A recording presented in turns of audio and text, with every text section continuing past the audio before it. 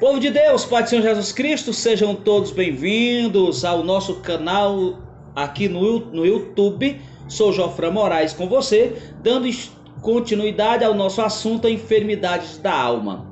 Antes de dizermos o tema desse sermão, desta mensagem, quero convidar você para dar um like, dar um ok para mim, tá bom? Se você gostou. Se você não gostou, dedinho para baixo. E se você gostou, faz a tua inscrição, divulga esse canal, nos ajude, porque a sua opinião negativa ou positiva ela é muito importante. Você pode também deixar um comentário aí conosco e dizer assim, olha, melhora isso, melhora aquilo, que eu com certeza vou tentar fazer. Sem delongas, vamos ao texto bíblico, o livro de Evangelho segundo escreveu Mateus 11:28, quando a Bíblia Sagrada diz assim: vinde a mim, todos que estáis cansados e sobrecarregados, e eu vos aliviarei. Tomai sobre vós o meu jugo e aprendei de mim, porque sou manso e humilde de coração. Então hoje vamos estar trabalhando sobre enfermidades psicossomáticas. Essa enfermidade psicossomática é que nós vamos estar trabalhando aqui pela permissão do Senhor nosso Deus e, claro, usando aqui o material que nós dispomos. E vou repetir, como eu disse lá na primeira sermão, não é meu, achei esse material na internet em 2015, achei super interessante, aprendi muito, ensinei em várias igrejas. Como não tem fonte, eu não posso dizer a fonte, não é porque não tem, mas se tivesse, diria sem nenhum problema. Enfermidades psicossomáticas. Especialistas afirmam que 80% das enfermidades físicas são causadas por problemas psíquicos. É elogiável, meus amados irmãos, o esforço que a psiquiatria moderna vem fazendo. Porém, com humildade, deveria reconhecer que são mais os casos não resolvidos do que os solucionados. Porque, mediante descobrir as motivações da nossa conduta, por meio do diálogo e tentar justificar a conduta errada com o auxílio do paciente e jogando para ele a sua responsabilidade pessoal, vem completamente oposto da terapia pela palavra do Senhor nosso Deus. Então não adianta eu tentar ajeitar com o paciente, dizer que ele está certo, porque eu não quero confrontá-lo e simplesmente eu quero fazer com que ele se sinta confortável ou que ele saia dali feliz porque a decisão que ele tomou é a correta. Quer um exemplo? Nós hoje, no ano de 2020, nós temos o grande apadrinhamento da questão da homoafetividade. Se uma pessoa que tem tendências homossexuais procurar um psiquiatra, um psicólogo, ele não vai dizer que ele condenar a prática dele. Ele vai então fazer ele se moldar. Não tenha vergonha de demonstrar quem você é. Coloque o seu eu interno, né? Externo. Aliás, interno mesmo para fora. Então, e vai bem por aí. Mas vamos lá. Com isso, nós precisamos agora, para poder achar essa cura dessa enfermidade psicossomáticas, vasculhar o subconsciente. Mas, entenda, vasculhar o subconsciente não significa necessariamente conseguir mudanças. Porque é aquilo que nós falamos. Deveria reconhecer que nem tudo a psiquiatria moderna consegue resolver. Em todo tipo de situação na nossa vida, se não encararmos a verdade, jamais receberemos a cura. Eu poderia citar aqui o Pedro, o apóstolo Pedro. O diabo vem para se andar com ele. Jesus ordena que o diabo vá para detrás dele e diz: vai atrás de mim, Satanás. Quando em um determinado momento Pedro olha para Jesus e diz: Jesus, se todo mundo te negar, eu nunca vou te deixar. Jesus dá um sacode de Pedro e diz: antes que o galo cante 3 vezes tu vai me negar. Pedro faz isso, anda com remorso, deprimido, pelos cantos da parede, escondido atrás do muro, atrás das árvores, das pessoas. No julgamento de Jesus, Pedro está olhando de longe, Jesus olha para ele, o galo canta, ele entende que negou, se reconcilia consigo mesmo, depois com o Senhor Jesus Cristo e reconhece que errou. E se Jesus tivesse dito: não, Pedro, é isso mesmo, você agora está, é porque você sabe que eu vou ser crucificado, eu vou morrer. Tudo bem, Pedro. Não, senhor. Ele precisava ser enfrentado, confrontado. E a verdade é que nos confronta. Então, quando nós falamos desse vasculhar, entramos então na psicossomatologia. Ou seja, estuda a relação e a influência do psique sobre o corpo, através da observação de como os transtornos psíquicos, ou seja, mentais e emocionais, transtornam e enfermam o corpo, ou seja, a soma. O psíquico, mente, a soma, o corpo. Então, a logia, o estudo. Então, quando nós passamos a estudar esse comportamento, essa enfermidade que vai trazer a enfermidade do corpo, pela questão do psíquico. E com isso, eu entro agora na pneumapsicossomatologia. Disse ligeiro para não errar. E deu certo. Glória a Deus. O homem é esta unidade. O espírito, que é o pneuma, alma, onde está a mente, e o corpo. A raiz dos problemas começa no espírito. Ali está a origem. A origem de todos os problemas do homem. E a terapia deve começar ali. O grande problema que há essa ação da psiquiatria não conseguir entrar aqui é porque, como o homem é dividido em corpo, alma e espírito, a psiquiatria vai no corpo ou na alma, estado de emoção, para reagir o corpo, curar o corpo, mas não consegue entrar no espírito, porque o espírito é o pneuma, é o pseu, é o fôlego de Deus. Então ele não consegue entrar ali. É por isso que o escritor aos Hebreus diz que a palavra ela consegue entrar juntas e medulas, mas ela não consegue entrar na essência do homem. E com isso, esse é o grande problema. Porque o homem não consegue se resolver. Ele precisa da palavra do Senhor Deus para ser restaurado. Agora, Deus, meus queridos, ele é o melhor psiquiatra. Esse sim.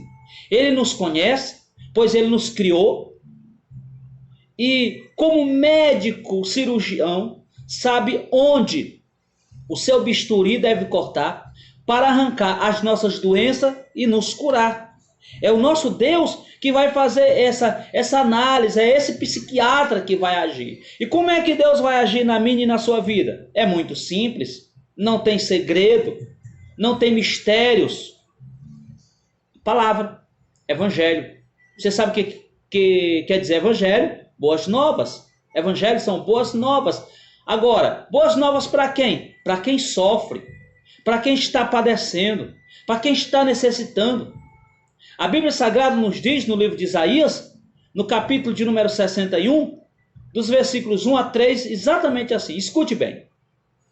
O Espírito do Senhor está sobre mim, porque o Senhor me ungiu para pregar boas novas aos mansos, enviou-me a restaurar os contritos de coração, a proclamar liberdade aos cativos e a abertura de prisão aos presos, a pregoar o ano aceitável do Senhor e o dia da vingança do nosso Deus, a consolar todos os tristes, a ordenar acerca dos tristes de Sião que lhes dê glória em vez de cinza, óleo de gozo em vez de tristezas, veste de louvor em vez de espírito angustiado, a fim de que se chamem árvores de justiça, plantações do Senhor, para que ele seja glorificado.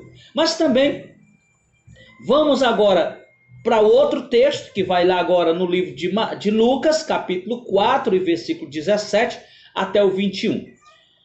E foi-lhe dado o livro do profeta Isaías para Jesus. E quando abriu o livro, achou o lugar que estava escrito: o Espírito do Senhor é sobre mim, pois que me ungiu para evangelizar os pobres, enviou-me a curar os quebrantados de coração, a pregar liberdade aos cativos e restauração da vista aos cegos, e pôr em liberdade os oprimidos, a anunciar o ano aceitável do Senhor.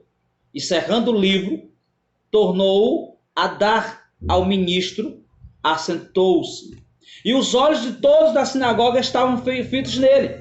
Então começou a dizer-lhe: hoje se cumpre as escrituras nos vossos ouvidos.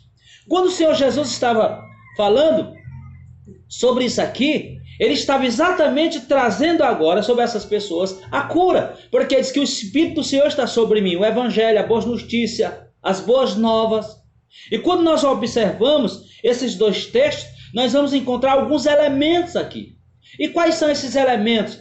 Por exemplo, alma batida, quebrantamento de coração, cativos, presos, entristecidos, afligidos, deprimidos, ressentidos, ofendidos, amarrados, oprimidos, melancólicos, angustiados. Então, esses aqui são os grupos de pessoas que há a cura através da palavra, pois só a palavra pode fazer algo na sua e na minha vida. Jesus, ele afirma que ele é o ungido de Deus para trazer cura a todos os transtornos interiores, internos, e consolá-los e dar o óleo da alegria e as vestes de louvor. E o que seria as vestes de louvor? Salvação, que é igual a cura. Quantas pessoas você não conhece que eram tristes e foram abordadas pelo Evangelho? E quando elas foram abordadas pelo Evangelho, elas foram restauradas e curadas. O livro de Atos dos Apóstolos, no capítulo 10 e versículo de número 38, ele diz assim: como Deus ungiu a Jesus de Nazaré com o Espírito Santo e com virtude, o qual andou fazendo bem e curando a todos os oprimidos do diabo, porque Deus era com ele. Então observe que o Evangelho é ele que ministra essas curas. O João capítulo 10 e versículo 10, ele diz: o ladrão não veio senão a roubar, a matar e a destruir. Aí Jesus disse: mas eu vim para que tenha vida, zoe, e as tenha em abundância. Isso é o Evangelho de Cristo, meus queridos, que nos dá essa certeza. Porque quando ele me fala sobre isso, Jesus ministra a cura sobre o homem, porque ele é ungido. O 1 João, capítulo de número 3, versículo 8, diz assim, ó: quem comete o pecado é do diabo, porque o diabo peca desde o princípio. Para isso o Filho de Deus se manifestou. Para quê? Para desfazer as obras do diabo. Então tem pessoas que elas estão em volta das obras do diabo. E se elas estão em volta das obras do diabo, elas são então escravas. E se elas são então escravas, elas precisam agora serem libertas. E o Evangelho, que é as boas novas, vai libertá-las para a glória do Senhor nosso Deus. Mas diante disso, nos deparamos agora com essa questão do diagnóstico e terapia, porque nós estamos falando das enfermidades psicossomáticas. E quais são o diagnóstico e a terapia? Primeira, transtornos de conduta. As pessoas que possuem conflitos interiores, elas sofrem de transtornos emocionais, geralmente, e isso geralmente apresenta um transtorno de conduta. É o que nós chamamos popularmente, é o tal da bipolaridade. Na verdade, essa manifestação pode ser bastante variada, de acordo com cada pessoa, cada caso. A primeira pessoa a tomar conhecimento de que algo está mal é ela mesma, mas nem sempre admite, porque a pessoa ela nunca quer demonstrar que ela tem um transtorno da conduta. Ela não quer admitir que está errada, porque precisa desta cura, precisa dessa restauração, e só a palavra faz. E diante disso, mas como é que eu faço então? Como mostrar a pessoa com esses conflitos interiores. Agora, vamos fazer as seguintes observações. Essas pessoas com esses transtornos, ou transtorno de condutas, elas são geralmente agressivas, nervosas, iracundas ou iracundo, explosivos, dá respostas grosseiras, sem causas, agride. São pessoas deprimidos, melancólicos, tristes, negativos, que é o ostracismo, né? Sarcástico, gozador, crítico, leviano, é o sarrista, né? Ressentido, susceptível, ofendido, amargurado, desconfiado, são transtornos de conduta. Apáticos, indiferentes, passivos, desinteressados, sem entusiasmo por nada, não é verdade? Hipócritas, falso, superficial, simulador, fingido. Poderíamos falar sobre cada um desses pontos, mas não creio que haja necessidade sobre isso. Diante disso, para chegar à causa do problema, é necessário, porque se eu tenho a questão do diagnóstico e terapia, que é o transtorno da conduta, e eu descobri agora o que é que me traz esse transtorno, eu preciso chegar agora à causa do problema. Eu preciso chegar à causa do problema, pois isso é necessário. Primeiro, a confissão da pessoa. Ela precisa confessar que ela verdadeiramente sofre por essas atitudes. Conversar com ela, fazendo algumas perguntas chaves. Aí isso aqui já quem vai fazer é aquela pessoa que está fazendo tratamento, seja um pastor, seja um psiquiatra, psicólogo. Ele vai tentar achar e agora orar. Orar pedindo a direção do Espírito Santo para que essa pessoa ela possa ser agora conduzida a uma restauração e a um renovo. Porque quando nós entramos diante disso aqui, nós nos deparamos com a palavra de soberania do eterno Deus. Palavra do conhecimento, palavra de restauração que o Senhor Deus vai ministrar. Muitas são as causas, mas poderíamos examinarmos as mais profundas. E quais são? Primeiramente, pecados ocultos. Olha só, essa questão do pecado oculto causa tudo isso, a doença psicossomáticas. E quando nós trabalhamos sobre essa questão do pecado oculto, vem um sentimento de culpa.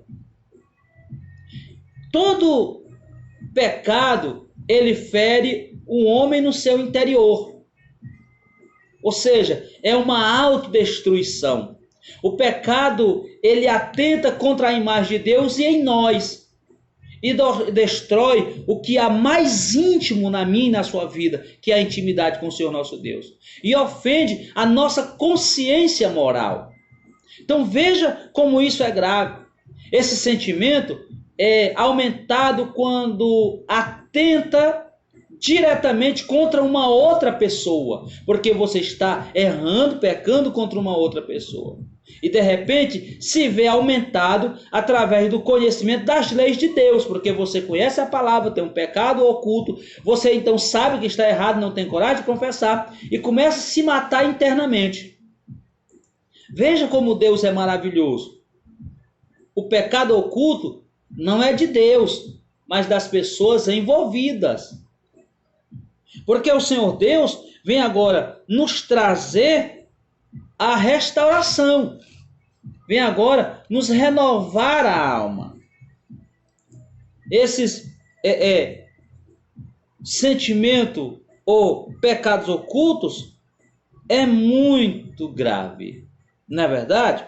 Precisamos buscar a este Deus extraordinário e reconhecer que Ele pode fazer coisas extraordinárias na minha e na sua vida.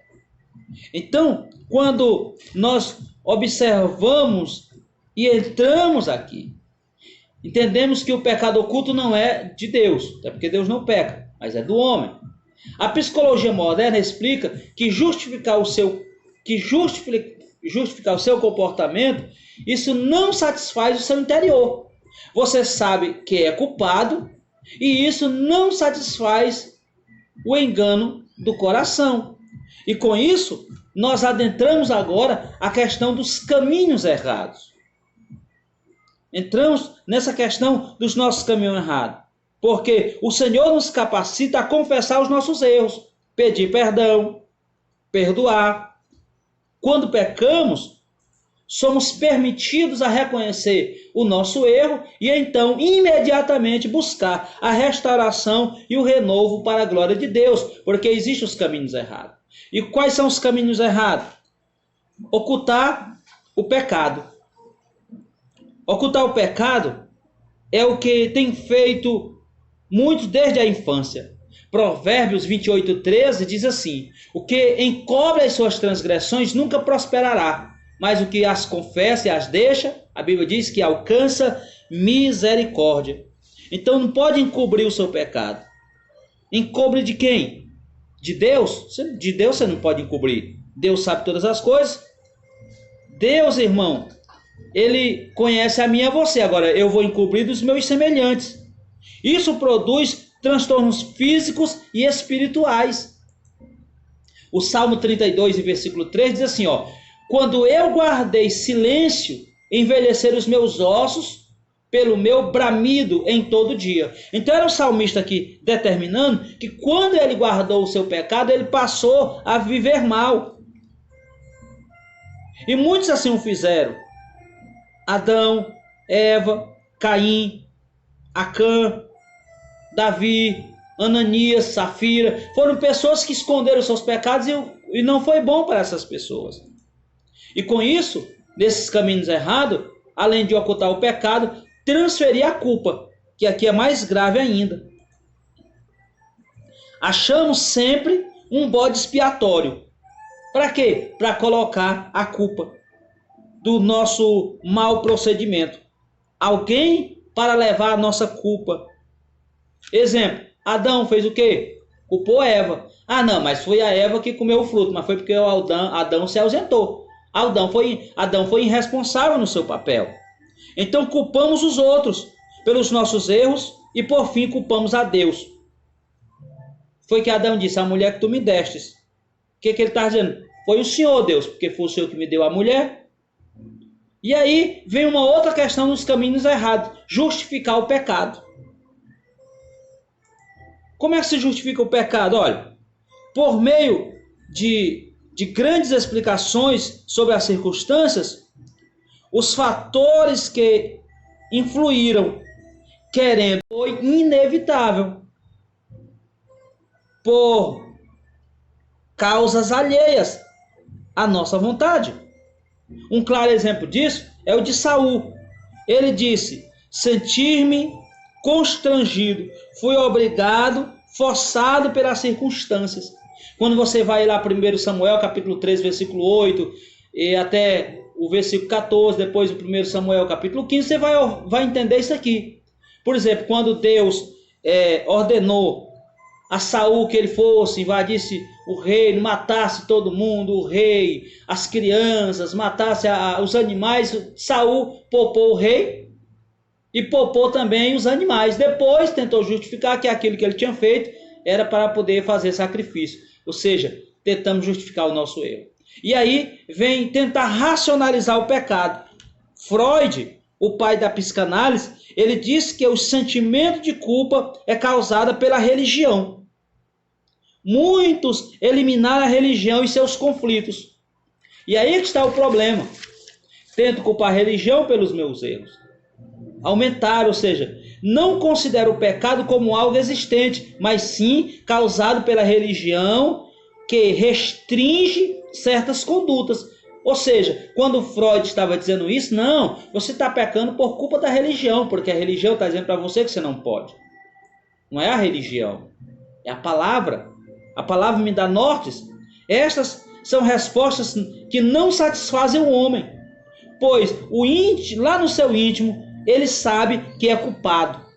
O sentimento de culpa está no coração do homem. Ora, veja só, meus queridos, quando o homem faz isso, ele precisa entender que toda culpa ou é perdoada ou é paga. A dívida ou você paga ou você é perdoado da dívida. E com isso vem um tal do escapismo. E o que é o escapismo? Ele tenta fugir do problema. Tenta se sair. Porque toda culpa ou ela é paga ou ela é perdoada. Com isso, a psicologia moderna tenta tirar o sentimento de culpa do paciente. Dizendo que ele é culpado. Dizendo que o culpado não é ele, mas as circunstâncias, o meio ambiente em que ele vive, foi o que levaram ele a ser ou fazer determinadas ações. Quer ver um exemplo? Você prende um marginal, que ele tirou a vida de um trabalhador, aí vem os recursos humanos, não, ele não é culpado, é o meio que ele estava, porque ele foi criado no meio da violência, ele foi criado vendo o pai agredir a mãe, ele foi criado vendo o pai bebendo, a mãe fazendo isso, então começa a tentar justificar que aquela pessoa errou pelo meio que ele foi criado. Não, filho. O meio, ele pode até influenciar, mas ele não define o caráter. Caráter, ele é de berço, irmão. E esse é o grande problema. E com isso, entra-se o escapismo. Tentar fugir do problema. Tentar fugir do problema, ou seja, encher-se de atividade para se distrair. Então, vai fazer alguma coisa. Aí vem bebidas, drogas, sexo. E tantas outras coisas que as pessoas estão usando para tentar fugir os seus escapismos. Mas também a autocondenação, punir a si mesmo como uma forma de sentir redimido das culpas. Quantas religiões as pessoas não se agridem, não carregam a cruz nas costas por tantos quilômetros, se batem, se agridem, baseado no texto do apóstolo Paulo, por isso eu me esmurrava. Ou seja, se eu e você começarmos a nos agredirmos para perdoar os nossos pecados, a morte do Cordeiro foi em vão. Não haveria sentido. As pessoas com esse sentimento castigam as pessoas que mais amam, pois é uma forma delas atingirem a si mesmas, fazendo isso inconscientemente. Agora, a terapia é Deus. Como? Arrependimento, confissão e perdão. Quando você se arrepende, você confessa e há o perdão. Arrependimento, mudança de atitude, disposição verdadeira de não fazer mais aquilo. Confissão, confessar é o oposto de ocultar, transferir, justificar. Confessar é colocar na luz, dizer a verdade, assumir responsabilidade por pessoas e atos. É dizer com contrição de arrependimento. Muito cuidado, porque muitos estão confundindo arrependimento com remorso. Cuidado, arrependimento é uma coisa, remorso é outra. Ou seja, é dizer com a boca o que fizemos. Muitas vezes precisamos disso. Achamos que as pessoas souberam nossos pecados, então elas vão reagir. Mas a maioria às vezes nem sabe, porque nós não queremos contar. E às vezes temos medo de que forma aquela pessoa vai reagir diante disso. Então, a terapia é Deus. Arrepende, confessa, né? E o perdão. A confissão deve ser feita a Deus, aos ofendidos e aos outros. Não adianta você, se você ofendeu alguém, você tem que, se ofendeu a A, não confesse para o B, confesse para o A. Então a confissão deve ser feita a Deus, aos ofendidos e uns aos outros, ou seja, a quem você ofende. Veja o que diz o salmista o salmista no Salmo 32, versículo 2 e 5. Bem-aventurado o homem a quem o Senhor não imputa maldade, em quem o Espírito não há engano. Confessei-te o meu pecado, e a minha maldade não encobri. Dizia eu, confessarei ao Senhor as minhas transgressões, e tu perdoaste a maldade do meu pecado. 1 Coríntios 15:3. Porque primeiramente vos entreguei o que também recebi, que Cristo morreu por nossos pecados segundo as Escrituras. 1 João 1:9. Confessamos os nossos pecados. Ele é fiel e justo para nos perdoar os pecados e nos purificar de toda a injustiça. Então, é isso que nós devemos fazer, confessar. E com isso vem a questão do arrependimento. Porque a confissão, quando ela é feita, há restauração. Após a confissão, passamos a nos apropriar do perdão de Deus, que é o nosso arrependimento. Porque há o arrependimento, há a confissão por tudo aquilo que o Senhor nosso Deus tem feito. A confissão deve ser feita a Deus, como eu já disse, aos ofendidos, uns aos outros. Deve ser específico com Deus, dar nome aos pecados quando eles forem confessados. Tiago 5, versículos 14 e 15, ele me diz assim: está alguém entre vós doente? Chame os presbíteros da igreja e orem sobre ele, ungindo com azeite em nome do Senhor. E a oração da fé salvará o doente, e o Senhor levantará. E se houver cometido pecado, ser-lhe-ão perdoados. Após a confissão, você deve agora apropriar-se do perdão de Deus. Isaías 43:25. E eu mesmo sou o que apago as tuas transgressões por amor de mim, e de teus pecados não me lembro mais. Olha que coisa linda. Olha o que Miqueias diz no capítulo 7, versículo 18 e 19. Quem é Deus semelhante a ti, que perdoa a iniquidade, e quem passa por cima da rebelião do restante da sua herança? Ele não retém a sua ira para sempre, porque tem prazer na sua benignidade. Tornará a apiedar-se de nós, sujeitará as nossas iniquidades, e tu lançarás todos os seus pecados nas profundezas do mar. Oh, que coisa maravilhosa! Então, nós passamos então a questão do perdão. O mundo espiritual é tão real quanto o natural. Por quê? Porque nós não podemos ver. Só porque eu não vejo, eu não creio. Vou repetir. O mundo espiritual é tão real quanto o natural. Só que não podemos ver. E aí, você precisa libertar a pessoa. Reconhecer a culpa. Libertar a pessoa e reconhecer a culpa. Lucas capítulo 17. Versículo 1 a 10, depois você pode fazer essa leitura aí em sua casa. E quando nós olhamos sobre isso aqui, quem perdoa não faz nada mais do que o seu dever.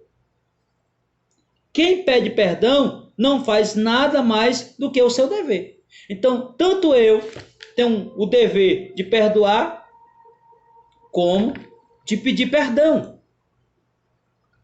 E nós precisamos, então, passarmos a entender sobre essas questões dessas enfermidades psicossomáticas, que são exatamente uma ação de Deus para que eu e você sejamos renovados e restaurados para a glória do nosso Deus.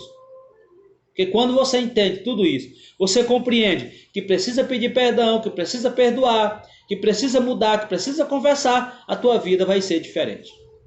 Que o Senhor nosso Deus possa te abençoar de uma forma extraordinária. Que o Espírito do Senhor possa falar melhor ao teu coração através da expressão desta palavra que nós falamos nesta hora. Senhor Deus te abençoe. Não esqueça de deixar o teu like, fazer a inscrição no nosso canal e até o próximo vídeo, se assim o nosso Deus permitir. Que o Senhor Deus te abençoe. Não esqueça, foco sempre na fé.